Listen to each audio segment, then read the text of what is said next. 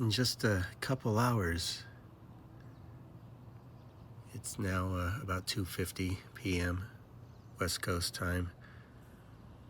But in a couple hours, we're supposed to have severe storms, possibly large hail, tornadoes, really high winds.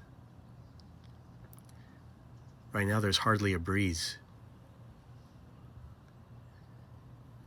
And blue skies can be seen.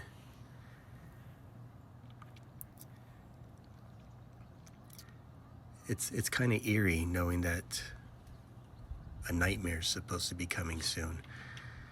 And you guys who are in hurricane territory, I know what we're going to be getting is not a nightmare, but when you've lived on the West Coast your whole life,